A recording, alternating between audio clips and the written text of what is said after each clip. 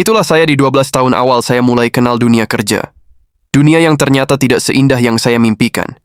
Kondisi yang serba sangat kekurangan secara ekonomi sejak kecil, masa-masa SMA berlanjut ke masa kuliah, membentuk dorongan kesadaran yang sangat kuat untuk sesegera mungkin bisa masuk ke dunia kerja.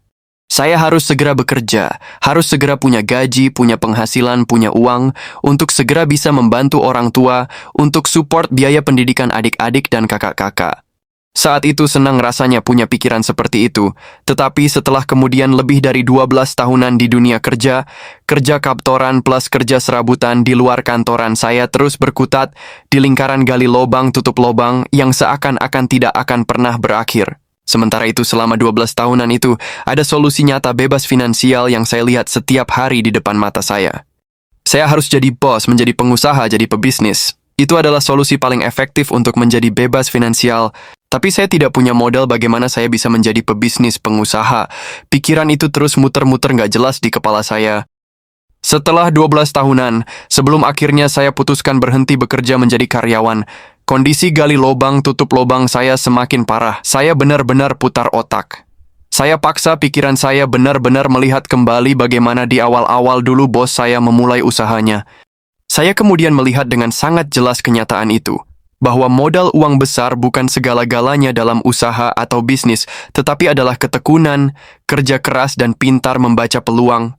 Tepat di tahun saya menikah dengan modal yang sangat kecil, saya putuskan mulai membangun bisnis, membangun usaha, menjadi pebisnis, menjadi pengusaha. Mudah? Jelas tidak. Tantangannya sangat banyak tetapi sangat menarik. Dengan semua suka dukanya saya menikmatinya hingga 12 tahun kemudian, dan akhir 2012 semakin menguatkan pemahaman saya. Bisnis itu bukan tentang modal besar, melainkan kejelian melihat peluang dan berani mengerjakannya. Usaha interior tumbuh ke konstruksi melebar ke ekspor. Ada jalan Tuhan, karena dengan modal 50 jutaan, saya justru bisa membeli sebuah bisnis global sejenis franchise. Bisnis yang berhasil menutup semua lubang hutang. Dan justru bisnis ini hasilkan banyak hal. Anda bisa tonton di video lain di kanal YouTube Tehai Bali. Bagaimana menurut Anda?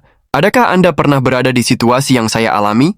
Setujukah Anda bahwa menjadi pengusaha adalah solusi efektif itu?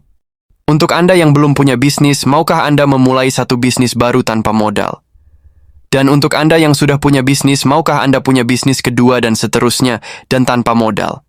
Kalau Anda mau, bahkan ini too good to be true, ada Tehai Channel memberi Anda support 15 juta rupiah untuk memulainya. Ada program Zoom yang bisa Anda ikuti tentang informasi ini. DM saya atau mereka yang share video ini.